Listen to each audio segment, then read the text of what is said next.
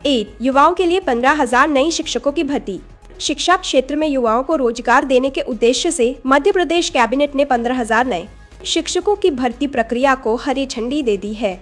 इसके लिए आवेदन प्रक्रिया और परीक्षा की संभावित तारीखों की घोषणा आज शाम तक होने की उम्मीद है। 2 किसान कल्याण वर्ष के तहत नई सब्सिडी। सरकार ने वर्ष 2026 को किसान कल्याण वर्ष घोषित किया है। आज से कृषि विभाग ने किसानों को अत्याधुनिक खेती के उपकरणों पर 50% तक सब्सिडी देने का विशेष अभियान शुरू किया है। इससे छोटे और सीमांत किसानों को खेती की लागत कम करने में मदद मिलेगी। लाडली बहना योजना की अगली किस्त। महिला सशक्तिकरण की दिशा में राज्य सरकार ने लाडली बहना योजना के तहत करोड़ों महिलाओं के बाद खातों में 1,500 रुपये की मासिक राशि हस्तांतरित करने की तैयारी पूरी कर ली है। मुख्यमंत्री ने स्पष्ट किया है कि यह राशि बिना किसी रुकावट के सीधे डीबीटी के माध्यम से भेजी जाएगी। भीषण गर्मी और लू का अलर्टिंग। मध्य प्रदेश के अधिकतर जिलों में आज तापमान 40°C से 42°C के बीच रहने का अनुमान है। मौसम विभाग ने ग्वालियर, रतलाम और उज्जैन संभागों में हीट वेव की चेतावनी जारी की है। दोपहर 12 से 4 बजे के बीच लोगों को घर से बाहर न निकलने की सलाह दी गई है। सिक्के नई मेडिकल कॉलेजों के लिए फंड जारी।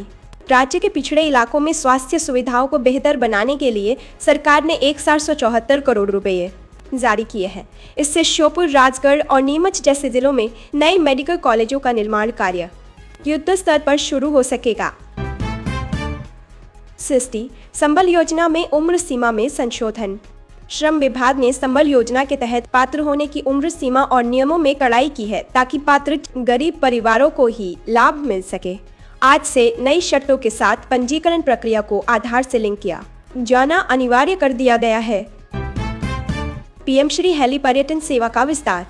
धार्मिक पर्यटन को बढ़ावा देने के लिए उज्जैन, ओरछा और चंदेरी के बीच शुरू हुई पीएम श्री हेली सेवा को पर्यटकों का जबरदस्त रिस्पांस मिल रहा है।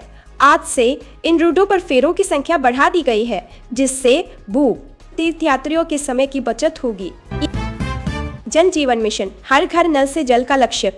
राज्य सरकार ने आज समीक्षा बैठक में 4,454 करोड़ रुपए के बजट के साथ ग्रामीण इलाकों में पाइप से पानी पहुंचाने की प्रगति जांची। 21 अप्रैल तक राज्य के 85% से अधिक ग्रामीण घरों में शुद्ध पेयजल कनेक्शन सुनिश्चित कर दिया गया है। 9 स्टार्टअप्स के लिए स्पेस पॉलिसी के तहत मदद। मध्य प्रदेश सरकार ने अपनी नई स्पेस पॉलिसी के तहत राज्य के तकनीकी युवाओं को अंतरिक्ष अनुसंधान और ड्रोन निर्माण के क्षेत्र में स्टार्टअप शुरू करने के लिए आर्थिक सहायता और इंफ्रास्ट्रक्चर प्रदान करने का निर्णय लिया है। आज इसके पोर्टल का शुभारंभ हुआ। एक ट्रेंड है। सौर ऊर्जा पंपों के लिए आवेदन शुरू। किसानों के लिए बिजली की निर्भरता कम करने हेतु कुसुम योजना के तहत 1 लाख सौर पंप लगाने का लक्ष्य रखा गया है। आज से कृषि केंद्रों पर इसके लिए आवेदन पत्र मिलने शुरू हो गए हैं, जिसमें जनजातीय किसानों को प्राथमिकता मिलेगी। पुरम टिमरनी स्टेट हाईवे का काम तेज।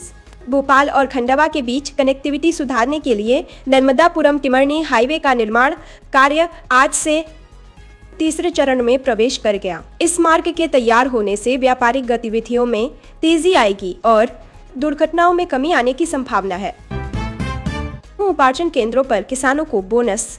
गेहूं की खरीद प्रोक्योरमेंट के दौरान किसानों को समर्थन मूल्य के ऊपर अतिरिक्त बोनस राशि देने का फैसला लिया गया है।